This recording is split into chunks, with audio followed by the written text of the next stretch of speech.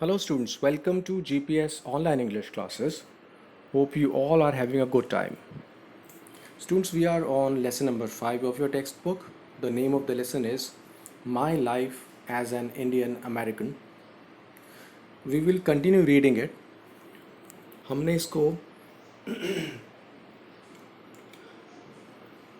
I think around half the portion इसको पढ़ चुके हैं, हाफ द लेसन. हम इसको आगे और पढ़ेंगे. Before I go head, I would like to tell you what we have so far read. एक लड़का जो बहुत छोटा था, बच्चा था, इंडिया से फैमिली के साथ अमेरिका जाता है और वहाँ जाने के बाद उसके सामने कुछ चैलेंजेस आते हैं. उसके फ्रेंड्स डिफरेंट होते हैं, डिफरेंट बातें करते हैं, वहाँ की लैंग्वेज डिफरेंट होती है. जैसा इंडिया में लोग बिहेव करते हैं उससे डिफरेंट बिहेवियर होता है. यहाँ उसका वो अपना कल्चर फॉलो करता था, वहाँ पर कुछ और बातें फॉलो करता है. तो उसको ये समझ में आता है कि उसे कि वो थोड़ा सा अलग है, वो मिक्सअप नहीं हो पाता अपने फ्रेंड्स के साथ. तो जो जो चैलेंजेस, जो जो चीज़ें डिफरेंट लगती हैं उसको, और जो फाइनली वो डिसाइड करता है, उसके बारे में बताया गया है. तो हम देखते हैं कि उसने क्या क्या सीखा और क्या किया. We move to this page. As you can see, if you scroll down, अगर आप नीचे इसको स्क्रॉल डाउन करेंगे तो आप आ जाएंगे इस पैराग्राफ पर. और इसमें है आई लर्नड वाले से पढ़ लेते हैं हम. First paragraph, I learned American English at play school. मैंने इंग्लिश सीखी, कौन सी वाली? अमेरिकन इंग्लिश सीखी प्ले स्कूल में. The school was my first exposure to America. ये जो स्कूल था, ये एक पहली चीज़ थी जो मैं जान पाया था, जिसके थ्रू मैं जान पाया था कि अमेरिका कैसा होता है. Alright, it was just like his first meeting, his first connection. उसका फर्स्ट कनेक्शन था एक तरह से. Alright, I learnt English, read about Benjamin Franklin and Thomas Jefferson and listened to Britney Spears. तो मैंने साइंटिस्ट बेंजामिन फ्रैंकलिन के बारे में पढ़ा, जाना. थॉमस जेफरसन थर्ड प्रेसिडेंट थे, उसके बारे में जाना. और मैं ब्रिटनी स्पीयर्स के सॉन्ग्स को सुनता था. तो ये सब चीज़ें नई थी, न्यू थिंग्स थी उसके लिए. I learn the formalities of always saying please, thank you and excuse me. और मैंने ये कुछ बातें सीखी. लोगों से बात करते समय एक फॉर्मल बिहेवियर होता है, प्लीज़ कहने का, थैंक यू बोलने का और एक्सक्यूज़ मी कहने का. ये सब बातें मैंने सीखी. And that everyone has their way of living their life and enjoying it. और एक बात सबसे इम्पॉर्टेंट समझ में आई कि वहाँ पर सभी लोगों का अपनी जीवन को जीने का एक तरीका था और सभी एक अलग तरीके से इंजॉय भी करते थे. Now we move to the next paragraph. I learned how to speak Hindi before English and went to a Hindu temple every Sunday. मैंने इंग्लिश सीखने से पहले हिंदी कैसे बोलते हैं ये सीखा, ये जाना. और मैं जाया करता था एक हिंदू टेम्पल एवरी संडे. आई, जैसे इसमें आई वेंट हो गया तो यहाँ दो मीनिंग निकलेंगे सिंपल पास्ट टेंस के. मैं गया और मैं जाया करता था.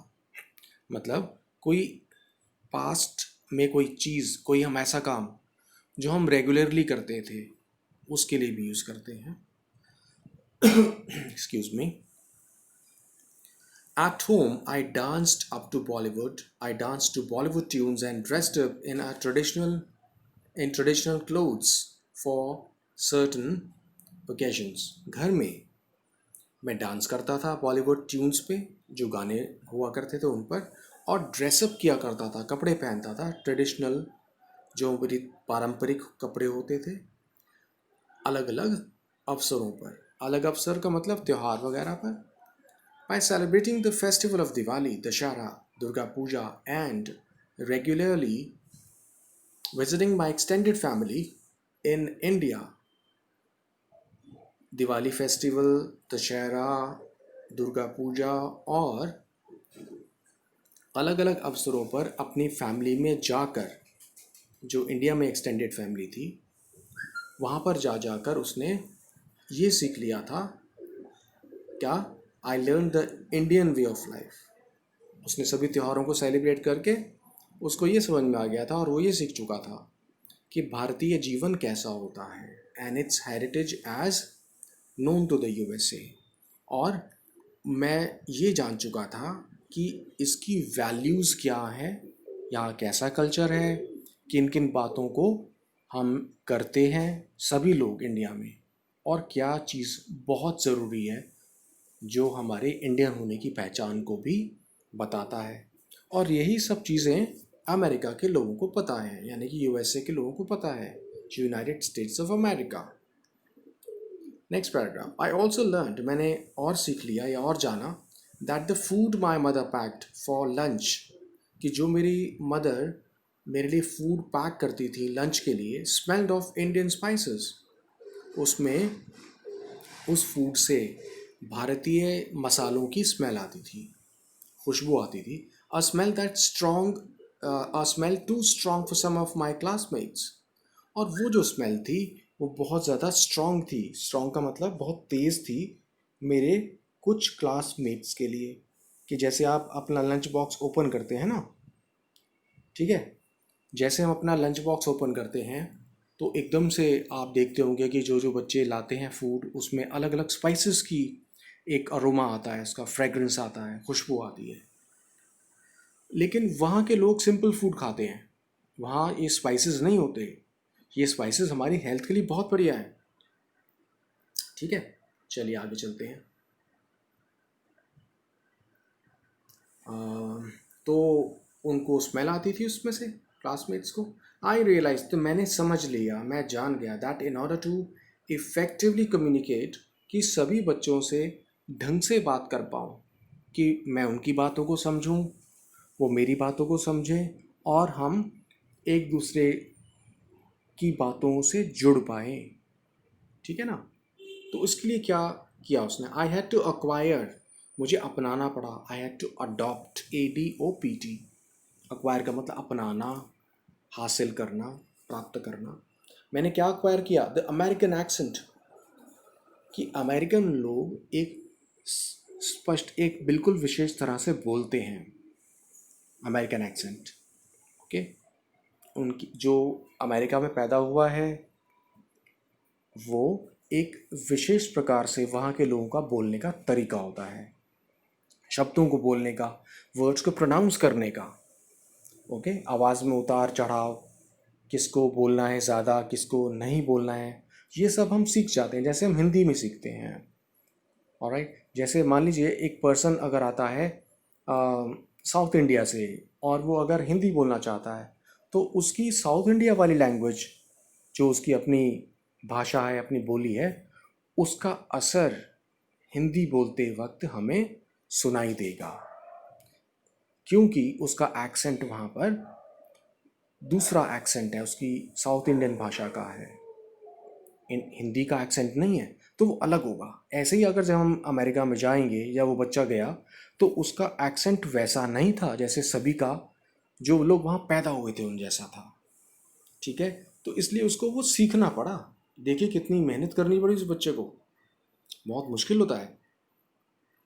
और देखिए, and unlearn the British English, और इंडिया में हम ब्रिटिश इंग्लिश पढ़ते हैं, तो मुझे वो ब्रिटिश इंग्लिश को जो मुझे आती थी उसे मुझे भूलना पड़ा। बहुत मुश्किल काम है, it's really very difficult. British English में जो बात करने का तरीका वो बिल्कुल डिफरेंट है, और अमेरिकन इंग्लिश में डिफरेंट है। वर्ड्स सेम हैं। आगे चलेंगे।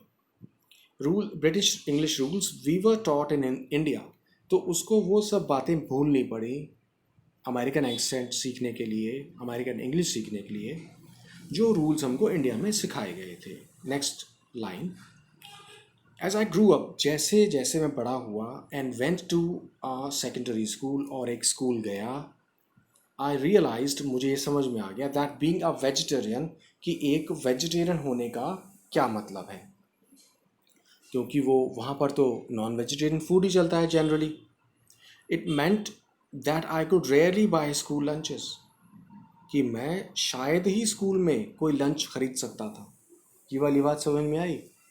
जो भी फूड अवेलेबल था वहाँ पर वो नॉन वेज फूड था. तो बहुत कम ही कुछ फूड बचता होगा, जैसे ब्रेड हो गई, स्लाइस ब्रेड या अनस्लाइस ब्रेड, बटर हो गया, ये ही कुछ बचता होगा छोटा सा. Coffee and all that stuff. ठीक है.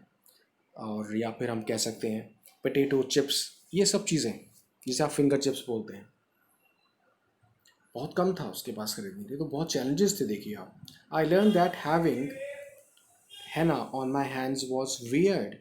अब मुझको ये समझ में आया, मैंने सीखा कि जब मैं अपने हाथ पर हैना लगाता था, हैना का मतलब सपोज ये जो मेहंदी होती है, कि अगर कोई भी गर्ल हैना लगाएगी, हाथ में मेहंदी लगाएगी, तो उनको देखकर लगता था अरे ये तो बिल्कुल वियर्ड है, ये तो बिल्कुल अजीब है. तो वियर्ड को आप स्ट्रेंज लिख सकते हैं, अनयूजुअल लिख सकते हैं, कि ये तो हमने कभी देखा ही नहीं है, क्या लगा लिया हाथ में. तो वो लोग टैटूज बनवाने के शौकीन हैं, वहाँ पर टैटू बहुत कॉमन है. तो इस तरह से उसको वियर्ड लगने लगा कि उनके लिए देखो कैसी बात है. And Bollywood references were not something. और बॉलीवुड की यानी कि मूवीज़ की बात करना, सॉन्ग्स की बात करना, सिंगर्स की, एक्टर्स की, एक्ट्रेसेस की, ये ऐसी चीज़ थी विच माई क्लास रिलेटेड टू. मतलब ये चीज़ उनको समझ में नहीं आती थी. मतलब वो अगर वो बॉलीवुड की यानी कि हीरोइंस, मूवीज़, सीरियल्स, इन सब चीज़ों की बात करता था, तो वो लोग उसको नहीं समझ पाते थे. क्यों नहीं समझ पाते थे? क्योंकि इंडिया में चल रहा है वो, उनको नहीं पता है कि यहाँ पर कौन और क्या चल रहा है. तो वो अकेला फील करने लगा. और देखिए, these things that were so normal to me, ये चीज़ें जो मेरे लिए बहुत आम थी, साधारण थी, एट होम, इंडिया में घर पर, meant nothing to my friends at school. ये उनके लिए कुछ भी नहीं थी. मतलब जो इंडिया में उस बच्चे के लिए ज़रूरी था, अमेरिका में जाने के बाद उन अमेरिकन बच्चों के लिए वो कुछ भी ज़रूरी नहीं था. ठीक है. क्यों ज़रूरी नहीं था? क्योंकि वो उनकी लाइफ का हिस्सा नहीं था, वो अलग तरह की लाइफ जी रहे थे. And so I started hiding them. तब उसने एक रास्ता अपना लिया. उसने उसने वो बोलता है, मैंने छिपाना शुरू कर दिया in order to fit in with the crowd. तो मैंने अपनी बातों को छिपाना शुरू कर दिया ताकि मैं एडजस्ट हो सकूं, फिट हो सकूं अपने फ्रेंड्स के बीच में. ठीक है. आगे बढ़ते हैं, नेक्स्ट पेज पर आ गए. तो मैं ये सोचता हूँ कि हम इतना ही वीडियो कर लेते हैं आज. ओके, शॉर्ट वीडियो होगा, आपको समझने में आसानी भी होगी, और नेक्स्ट टाइम हम इसको और भी कर पाएंगे. Alright, so see you in the following video. Till then, take care of yourselves. Have a great day.